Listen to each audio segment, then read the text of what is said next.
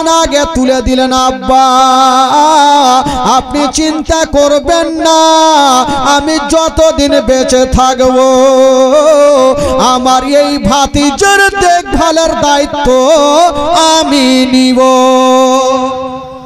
আব্বা আপনি চিন্তা করবেন না, আমি যতদিন বেঁচে থাকবো আব্বা আমার ভাতিজার দেখভাল আমি করব।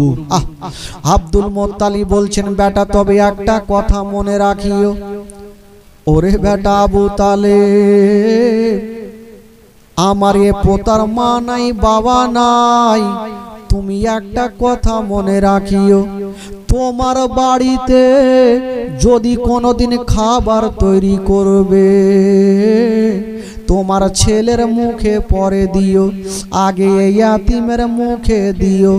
যদি কোনোদিন নতুন জামা তৈরি করবে তোমার ছেলের গায়ে পরে দিও, আগে ইয়াতিমের গায়ে দিও। আবু তালেবের স্ত্রী চলে আসিল, আব্বা গো আপনি চিন্তা করবেন না, আমি জীবনে মনে হতে দেব না এই ছেলের বাবা বেঁচে নাই, এই ছেলের মা বেঁচে নাই। হায়রে আবু তালেব বলেছিলেন, আব্বা গো আপনি চিন্তা করবেন না, আমি বেটার মতো ভালোবাসবো, জীবনে মনে হতে দেব না এই ছেলের বাবা বেঁচে নাই, এই ছেলের মা বেঁচে নাই। আবু তালেব আমার নবীকে টেনে বুকখানে লাগালেন, বাবা গো আমার নবীর বয়স হলো 8 বছর, আব্দুল মুত্তালিবের বয়স হলো 120 বছর। ওই 120 বছর বয়সে আব্দুল মুত্তালিব দুনিয়াটা ছেড়ে চলে গেলেন, ইন্তিকাল করলেন।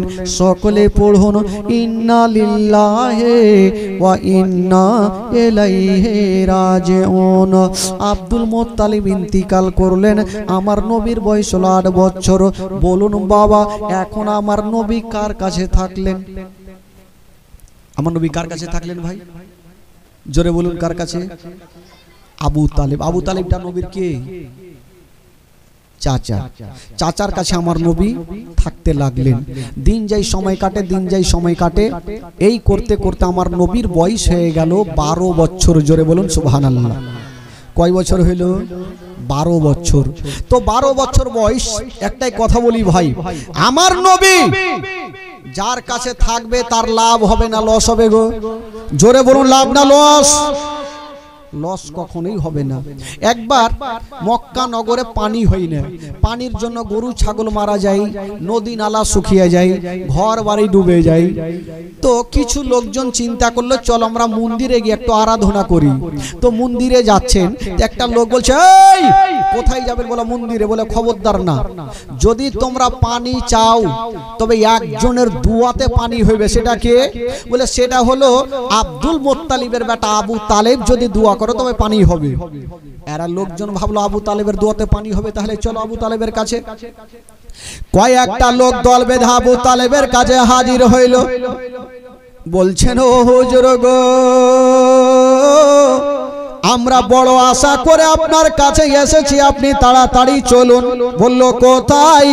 বলল চলুন একটু পানির জন্য দোয়া করে দিন, কারণ আমাদের গ্রামে পানি হয় না, পানির জন্য গরু ছাগল মারা যায়, নদী নালা শুকিয়ে যায়, ঘর বাড়ি হারা হারা হয়ে যায়। আবু তালেব ভাবলো এরা আমাকে বিশ্বাস করে এসেছে, তাই আমি যাব আর একটু পানির জন্য দোয়া করে আসব। আবু তালেব বের হচ্ছেন, আমার নবী বলছেন চাচা। বলো কি হলো রে বাছা? চাচা আপনি কোথায় যাবেন? বললো বাবা আমি তো একটু পানির জন্য দোয়া করতে যাব। বলে চাচা আমিও যাব। বলেন না তোমাকে নিয়ে যাই, ভুল করে নিয়ে যাব না। আমার নবী মনে মনে বলছে যা রে বেটা যা, কে পানি দেয় দেখছি। পানির মালিক অর্ডার না করলে কি পানি হবে ভাই? আমার নবী বলছেন চাচা আমাকে নিয়ে চলেন, আপনার লস হবে না, চাচা আমাকে নিয়ে গেলে আপনার লাভ হবে। জোরে বলুন সুবহানাল্লাহ। আবু তালেব বলছেন না ভাতিজা তোমাকে নিয়ে যাব না, কারণ তুমি মাত্র তোমার 12 বছর বয়স, আর সবাই ওখানে বড় বড় হাজার হাজার আরাফাতের ময়দানে লোকজন থাকবে, যদি তুমি কোথায় হারিয়ে যাও। আমার নবী বলছেন চাচা গো আমাকে নিয়ে চলেন। চাচা গো আমি কথা দিলাম চাচা আপনাকে আমি বিরক্ত করব না। চাচা আমাকে নিয়ে চলেন, আমি কথা দিলাম আপনাকে রাস্তাতে বিরক্ত করব না। না ভাতিজা ওইটা কথা না, আমার মনের কথা হইল এত লোকজন থাকবে, তুমি ছোট্ট ছেলে, যদি কোথায় হারিয়ে যাও। আমার নবী মনে মনে বলছে আমাকে তো নিয়ে যেতেই হবে।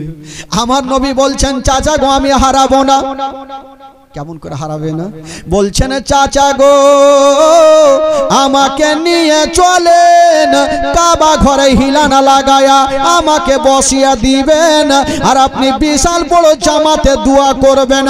কথা দিলাম চাচা আমাকে যেইখানে বসাবেন আমি সেইখানে থাকবো, এক কদম কোথাও যাব না। তো আবু তালেব বলল ঠিক আছে ভাতিজা, যখন তুমি যেতে চাইছো তাহলে চলো। তবে ভাতিজারে একটা কথা বলছি ভাতিজা, যাওয়ার পর বিরক্ত করো না, তোমাকে যেইখানে রাখবো সেখানে থেকে যেও। ঠিক আছে চাচা চলেন। আমার নবীকে নিয়ে চলে গেছেন বাবা, যেমনই যেতে নাই কাবা ঘরে হিলানা লাগায়া আমার নবীকে বসিয়ে দিলেন। আমার নবী বসে থাকলেন, বলছেন ভাতিজা আমি বিশাল বড় জামাতে গিয়া একটু দোয়া করে আসি, তুমি এখান থেকে কোথাও যেও না। আমার নবী বলছেন চাচা গো আমি কথা দিলাম যেইখানে বসে গেলাম সেইখানে থাকবো চাচা, আমি কোথাও যাব না। ভাতিজা তুমি থাকো আমি গেলাম।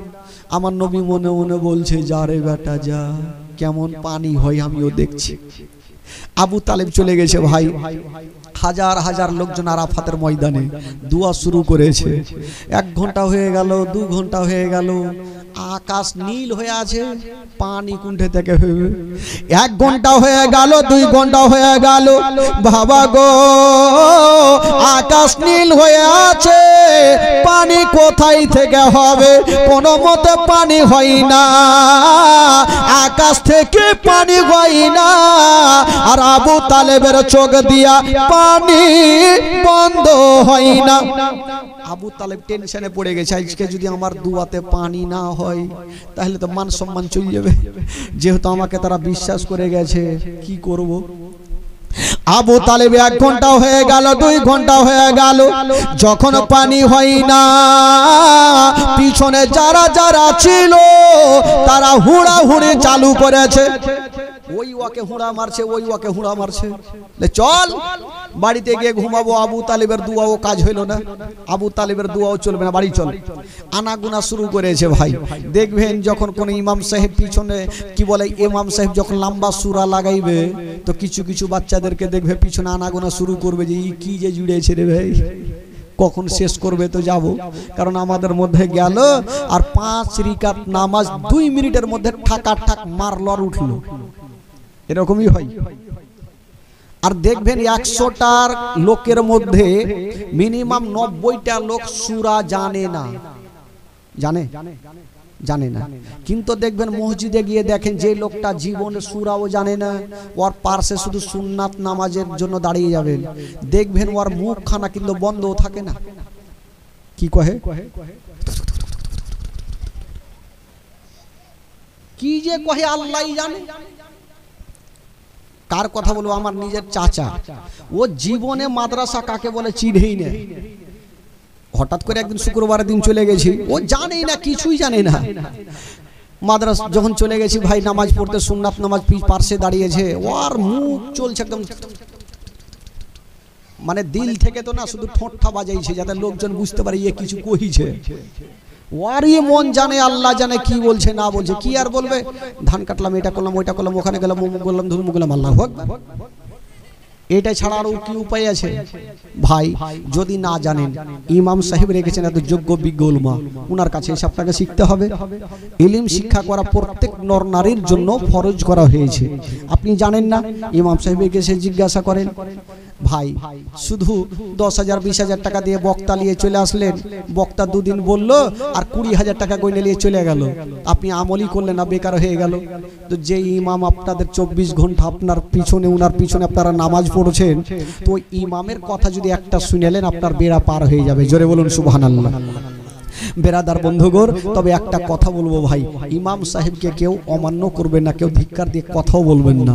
কারণ ওই ইমাম সাহেব রাত্রি 12টা হইলেও আপনার বাড়িতে চলে যায়। কেন? দুয়ার জন্য, ঝাড়ফুঁক করার জন্য, তাবিজ দেওয়ার জন্য। আর আমাকে যদি আপনি ফোন করেন, মাওলানা তাফাজ্জল আপনি তো আমার বাড়িতে এলাকায় জীবনী করে গেলেন, আসেন তো, আমার একটু দুয়ার দরকার আছে, আপনি আসেন তো। আমি বলবো আগে মারুতি পাঠা, না হলে 10,000 টাকা আমার অ্যাকাউন্টে লাগা, তারপরে যাবো। তো আমাকে 10,000 টাকা দিয়ে আপনাকে ডাকতে হবে, আর ইমাম সাহেবকে 2 টাকা দিয়েও ডাকতে হবে না, এমনিতে আপনার বাড়ি যাবে। তাহলে বলুন, ইমাম সাহেবের দাম বেশি না আমার দাম বেশি? আমার কোনো দাম নাই, ইমামের দাম বেশি। বেরাদার বন্ধুগণ বাবাজি, ভাই একটু লক্ষ্য রাখবেন। তবে বেরাদার বন্ধুগণ বাবা, পিছনে যখন আনাগোনা শুরু হইল, তো লোকজন ভাবলো যে না, আবু তালেবের দুয়াতে পানি হবে না, বাড়ি চল। লোকজন কিন্তু আনাগোনা শুরু হয়েছে, ওই ওয়াকে হুঁড়া মারছে, ওই ওয়াকে হুঁড়া মারছে। আচ্ছা বলুন তো, নামাজের মধ্যে যদি কেউ কথা বলে তো নামাজ হবে ভাই? একটু জোরে বলুন, নামাজ হবে? নামাজ হবে না। বিনা ওযুতে যদি কেউ নামাজ পড়ে তো ওর নামাজ হবে? নামাজ হবে না। একটা লোক জীবনে নামাজ পড়েনি, তো একটা লোক, একটা মডল সাহেব গ্রামের ওকে ডাইকে বলছে, এই শুন এদিকে আসো। বলে কি হলো? বলে আজ থেকে তুমি গন্তি করে 40 দিন নামাজ পড়ো, তোমাকে 10,000 টাকা দিব। তো মডল সাহেবের ইচ্ছা হলো এই লোকটাকে টাকার লোভ যদি দিই, তো লোকটা অবশ্যই নামাজ পড়বে। আর 40 দিন যদি নামাজ পড়ে ওর অভ্যাসটা লেগে যাবে, নামাজ ছাড়বে না। আর এই লোকটা ভাবলো 40 দিনে 10,000 পাবো, তো পড়বো না কেন? পাক্কা 40 দিন পড়ে চলে এসছে। আর মডল সাহেবকে বলছেন টাকা দেন। মডল সাহেব মাথা চুলকেছে, কিসের টাকা? বলে আপনি ভুলে গেছেন, আপনি ওই দিন চায়ের দোকানে বলেছিলেন 40 দিন নামাজ পড়লে 10,000 টাকা দিবেন, আজকে 40 দিন পুরিয়েছে, টাকা দেন। মডল সাহেব বলছে, দেখো ভাই, আমি এমনি বলেছিলাম যাতে তোমার অভ্যাসটা লেগে যায়, টাকা দেওয়ার জন্য বলিনি। চট করে লোকটা বলছে, আমি জানতাম যে আপনি টাকা দেবেন না, ঠকবেন, এই জন্য আমি 40 দিন যে নামাজ পড়েছি একদিনও উজু করিনি। হ্যাঁ, বিনা উজুতে নামাজ পড়েছি। লে এই তো অবস্থা ভাই। তো বেরাদার, বিনা উযুতে নামাজ হবে না। আর নামাজের মধ্যে কথা বললেও নামাজ হবে না। 3টা লোক নদীর ধারে নামাজ পড়ছে, নদীতে এত বড় মাছ উঠেছে। ডান দিকের যে লোকটা আছে নামাজ ছেড়ে বলছে, বাপরে কত বড় মাছ, ওর নামাজ তো গেল। বাম দিকে যে লোকটা আছে উচট করে বলছে, এই কথা কেনা বলি, তোর নামাজ হবে না, ওরও গেল। ইমাম সাহেব চট করে বলছে, আমি কথা কহিনি, ওরও গেল। তো ভাইরে সাবধান হয়ে যান, যে জিনিস জানেন না ইমাম সাহেব আছে জেনে নেবেন। বেরাদার বন্ধুগণ, যখন আনাগোনা শুরু করেছে, আবু তালেবের চোখ দিয়ে বেচারা পানি বন্ধ হয় না। উনি চিন্তা করছেন, আমি যদি আজকে আমার দুয়াতে পানি না হয় আমার ইজ্জত থাকবে না। যেহেতু মক্কা নগরে তারা বিশ্বাস করে আমাকে ডেকেছেন। আবু তালেব দুয়াতে পানি হয় না, আর বাবা গো আকাশ নীল হয়ে আছে, পানি হবে কোনখান থেকে? সবাই আনাগোনা শুরু করেছে, আকাশ থেকে পানি হয় না, আর আবু তালেবের চোখ দিয়া পানি বন্ধ হয় না। বাবা গো, এবার আমার নবী মোস্তাফা যেই কাবা ঘরে হিলানা লাগায়া বসেছিলেন, বাবা একবার দেখছেন আকাশের দিকে, একবার দেখছেন চাচার চোখের দিকে, একবার দেখছেন আকাশের দিকে, একবার দেখছেন চাচার চোখের দিকে। আকাশ থেকে পানি হয় না, আর চাচার চোখ দিয়ে পানি বন্ধ হয় না। আমার নবী দেখছেন, আজকে যদি আমার চাচার দুয়াতে পানি না হয়, আমার চাচার ইজ্জত চলে যাবে। আর আমার চাচার ইজ্জত যাওয়া মানে আমার বংশের ইজ্জত যাওয়া। না, আমি আমার কুরাইশ বংশের ইজ্জত যেতে দিব না। জোরে বলুন সুবহানাল্লাহ। আমার নবী মুস্তাফা বাবা গো হিলানা লাগায়া বসেছিলেন, এইভাবে শাহাদাত আঙ্গুলি খানা বাবা খাড়া করে দিয়েছেন। বন্ধুরা যেমনই খাড়া করে দিয়েছেন বাবা, যে আকাশ নীল হয়ে ছিল, কোনো মেঘ ছিল না, যেমনই আমার নবী মুস্তাফা আঙ্গুলটা খাড়া করে দিয়েছেন বাবা, আমার আল্লাহ বলছেন ওরে মেঘের ফারিস্তা আমার নবী ইশারা করে দিয়েছে, তোমার কামটা তুমি পূরণ করে দাও। বাবা গো আমার নবীর যেমন ইশারা হয়ে গেছে, ওই আকাশখানা কালো আধার হয়ে গেল, আর কাল বৈশাখীর মতো বৃষ্টি চালু হলো। এত বৃষ্টি হতে লাগলো ভাই, যেই নদীগুলা শুকিয়েছিল ওই নদীগুলা ভরতে লাগলো। এবার লোকজন গিয়ে আবু তালেবকে বলছে, হুজুর এবার দোয়া বন্ধ করে, না হলে ডুবে মরবো। এতক্ষণ পানির জন্য মরছিল, বলছে এবার ডুবে মরবো, তাড়াতাড়ি দোয়া করেন না হলে মরবো। আবু তালেব আবার বলছেন পানি বন্ধ করো, পানি বন্ধ করো। কোনো মতে পানি বন্ধ হয় না, হবে কেমন করে? আমার নবীর অ্যান্টিনা তুলা আছে, আমার নবী তো শাহাদাত আঙ্গুলি এখনো তুলে রেখেছে, পানি কি করে বন্ধ হবে? এত কাল বৈশাখীর মতো বৃষ্টি হচ্ছে ভাই, কোনো মতে পানি বন্ধ হয় না। আমার নবী দেখছেন এবার পানিটা বন্ধ করতে হবে। আমার নবী মুস্তাফা, যেই নবী না হলে আসমান জমিন সৃষ্টি হতো না, যেই নবী না হলে পাহাড় পর্বত সৃষ্টি হতো না, ওই নবী মুস্তাফা নিজের শাহাদাত আঙ্গুলি খানা এইভাবে মুড়ে দিয়েছেন বাবা। যেমনই মুড়ে দেওয়া হইল, সঙ্গে সঙ্গে ওই আকাশের পানি বন্ধ হয়ে গেল। আকাশের পানি বন্ধ। লোকজন ভাবলো আজকে আবু তালেব যদি দোয়া না করতো তাহলে পানি হইতো না। আচ্ছা বলুন, আবু তালেবের দোয়াতে পানি হইল না না আমার নবীর দোয়াতে? আমার নবী যদি ইশারা না করতেন তাহলে পানি হইতো ভাই? জোরে বলুন, পানি হতো। লোকজন আবু তালেবকে ঘাড়ে করে নিয়ে গোটা মক্কার গলিতে ঘুরতে লাগলো। আবু তালেবের মান সম্মান বেড়ে গেল। আচ্ছা বলুন তো, আবু তালেবের লাভ হলো না লস হইল? লাভ হইল, মান সম্মান বেড়ে গেল। বাবা গো এই করে করে দিন যাই সময় কাটে, দিন যাই সময় কাটে। আবু তালেব আমার নবীকে নিয়ে আদর যত্ন করছেন বাবা গো। একদিন, আচ্ছা আপনাদের এলাকায় কোন ক্লাব আছে ভাই? ক্লাব ক্লাব নাই? আচ্ছা গ্রামে নাই, কিন্তু আশেপাশে তো ক্লাব আছে। আচ্ছা বলুন তো একটা কথা, ক্লাবের মধ্যে কোন হাদিস কোরআনের শিক্ষা হয়? কি শিক্ষা হয় বলুন? লজ্জার কোনো ব্যাপার নেই, বলুন। জুয়া, হ্যাঁ হ্যাঁ, ক্যারাম বোর্ড খেলা হয় কিংবা তাস খেলা হয়, যেটা বাংলা ভাষা। মানে ইত্যাদি যত নোংরা কাজ, হারাম কাজ, সেই কাজগুলো ক্লাবে হয়, ভালো কাজ হয় না। কিন্তু আমার নবীও ক্লাব তৈরি করেছেন, জোরে বলুন সুবহানাল্লাহ। তো আমার নবীর মধ্যে আমাদের মধ্যে পার্থক্য নেই? অনেক পার্থক্য। তো কি করে যে এই যুবকেরা যারা ক্লাব তৈরি করেছেন, তারা ঘটনাটা শুনেন মন দিয়ে। আমার নবীও ক্লাব তৈরি করেছেন। কি করে? একদিন আবু তালেব ঠিক রাত্রি বেলায় নতুন জামা গুলা গোছাচ্ছেন, মনে হচ্ছে কোথায় যাবেন। আমার নবী বলছেন চাচা। বললো কি হলো বাছা? বললো চাচা আপনি কোথায় যাবেন? সামানপত্র গোছাচ্ছেন। আবু তালেব বলছেন ভাতিজা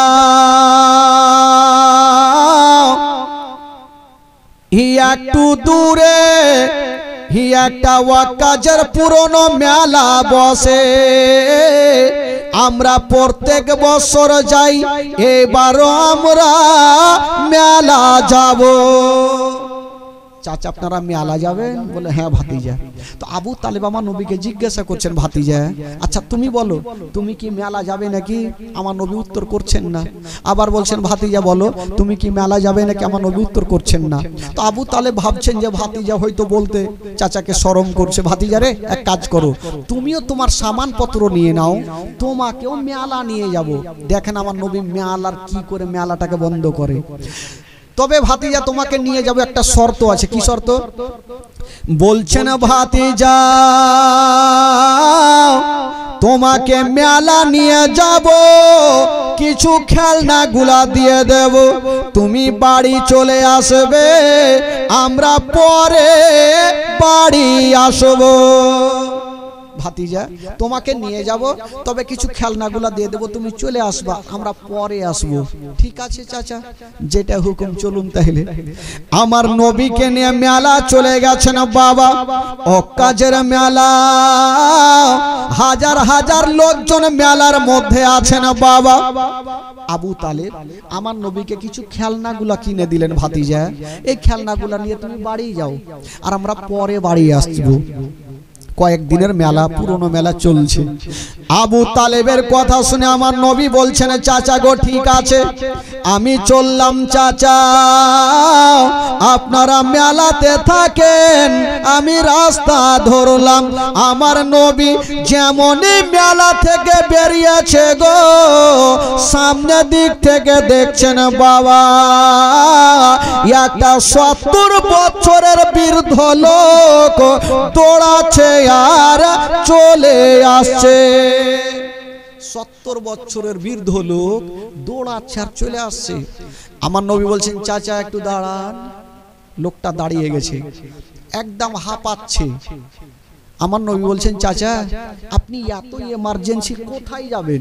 আপনার কি কোনো গাড়ি ধরার আছে, না ট্রেন ছুটে যাচ্ছে, কি ব্যাপার আপনার, এত দৌড়াচ্ছেন কেন? ওই লোকটা বলল, বাবারে তুমি কি বুঝবে, আচ্ছা তুমি কানে কোনো শব্দ শুনতে পাও? আমার নবী বলছেন, চাচা আমি তো শুনতে পাচ্ছি যে মেলাতে ঢোল আর তাবলা বাজছে।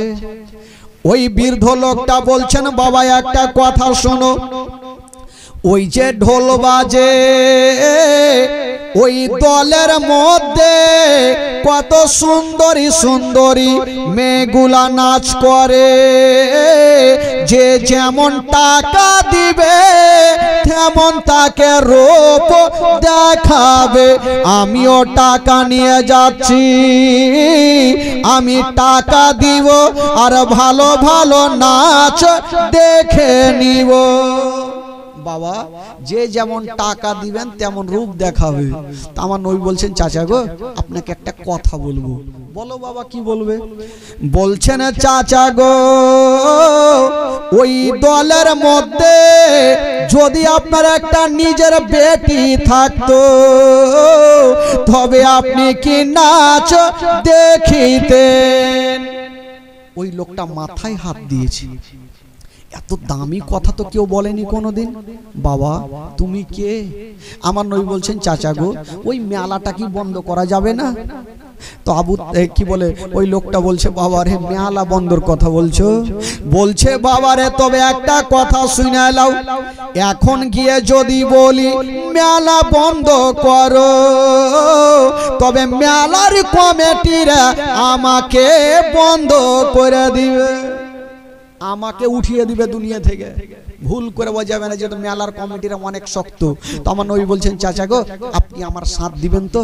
বলে, আমি দিয়ে কি হবে রে বাবা, একজন মেলা বন্ধ করা যাবে না। বাবা গো কিতাবের মধ্যে লিখছেন, একটা করে আমার নবী 40টা লোককে এক জায়গাতে করলেন। জোরে বলুন সুবহানাল্লাহ, আরে জোরে বলুন। তবে মক্কা নগরে আমার নবীকে সবাই আল আমিন বলে জানতো, সত্যবাদী বলে জানতো। তো আমার নবী 40টা লোককে এক জায়গাতে করেছেন যে আজকে ওয়াক্কাজের মেলা বন্ধ করবই করব। তো এক জায়গাতে বসে আগে মিটিং করছে। লোকজন বললে, হুজুর ওগো আল আমিন এত বড় মেলা কি করে বন্ধ করবেন? আমার নবী বলছেন, শুনো একটা উপায় আছে। 40টা লোক 40 জায়গাতে দাঁড়াবে, আমি যে প্রথম থাকবে তাকে একটু ইশারা করব, ওই লোকটা বলবে মেলা চলবে না, মেলা বন্ধ করো। 2 নম্বরে যে থাকবে উনি বলবেন ঠিক কথা বলেছেন, মেলা বন্ধ করো। 3 নম্বরে যে থাকবে উনি বলবেন মেলা বন্ধ করো। এই করে করে 40টা লোক যখন বলবে মেলা বন্ধ করো, তো মেলার কমিটিরাও ভয়ে বলবে যে মেলা বন্ধ করো। মিটিং হয়ে গেল ভাই। তো 40টা লোকের মধ্যে একটা হ্যাঁকড়া লোক ছিল। হ্যাঁকড়া, হ্যাঁকড়া বুঝলেন তো কাকে বলে? হ্যাঁকড়া গো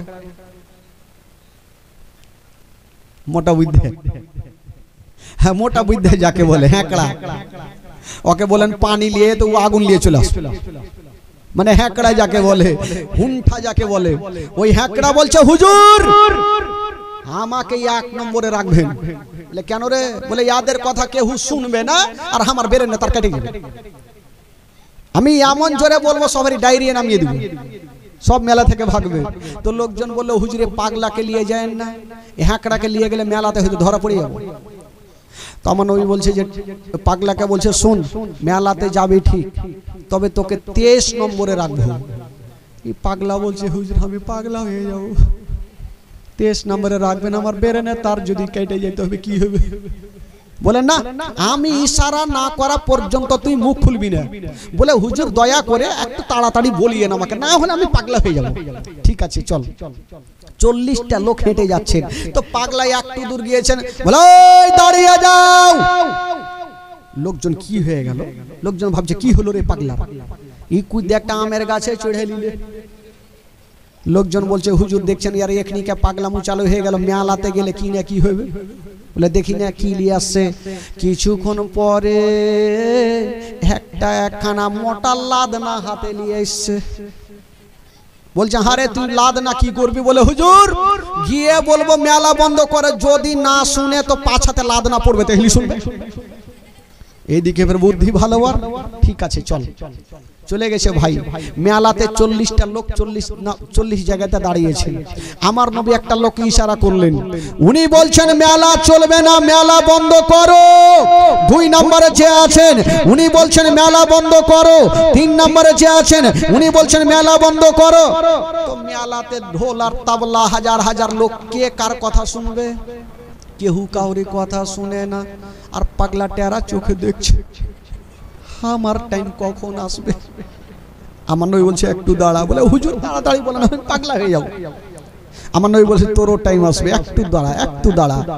এই করতে করতে 20, 21, 22, 22 নাম্বার পার হয়ে গেছে। নবী ইশারা করেছে তুই বল এবার। পাগলা বলছে মেলা বন্ধ করো। ওই পাগলার কথাও কেউ শুনেনি।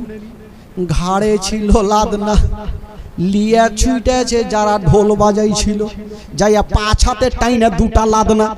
তোরা শুনতে পাইস না যে মেলা বন্ধ করতে হবে? বাবুজি যেমনই 2 লাদনা দেওয়া, 5 মিনিটের মধ্যে গোটা মেলা চিকিনা। কে কুণ্ঠে গেল ঢুঁড়ে পাওয়া যায় না। আমার নবীও বাড়ি চলে গেছে, কমিটিরাও বাড়ি চলে গেছে।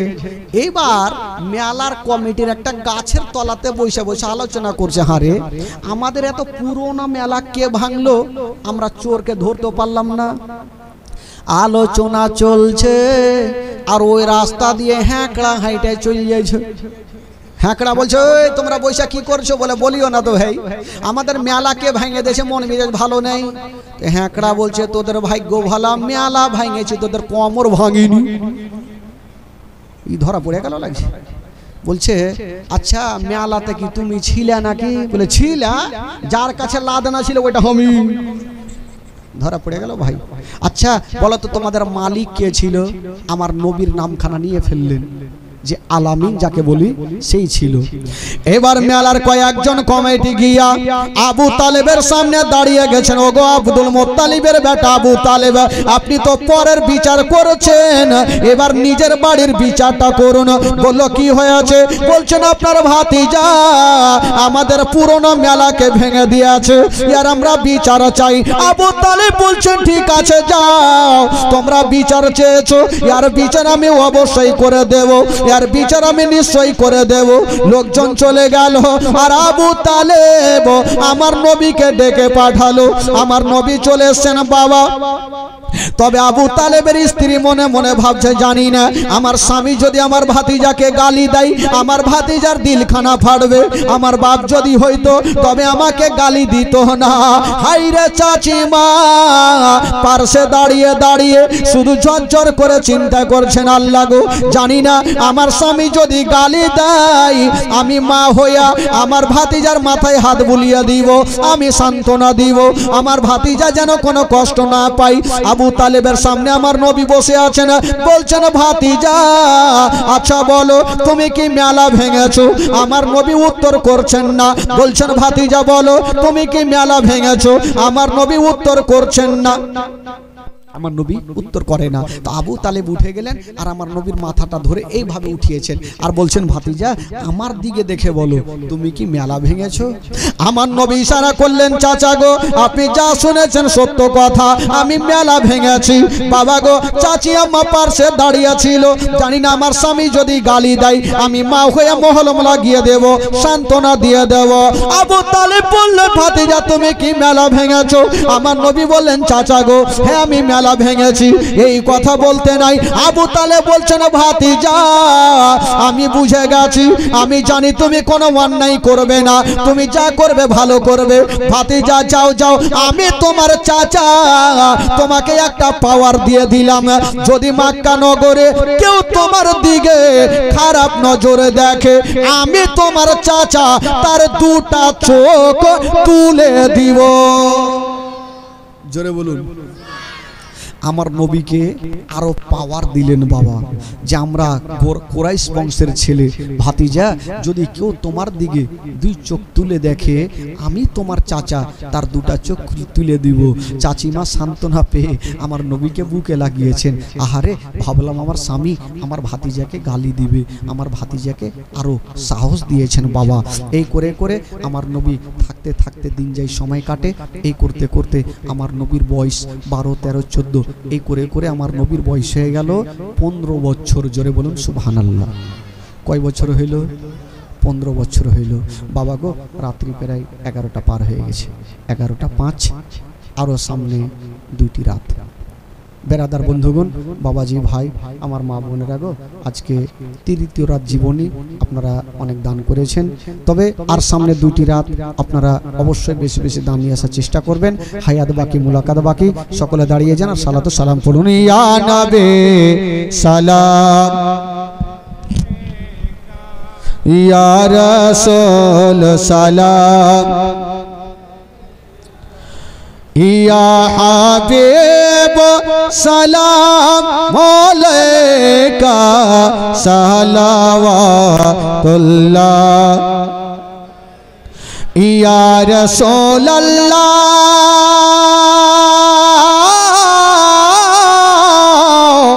ইয়া হাবিবে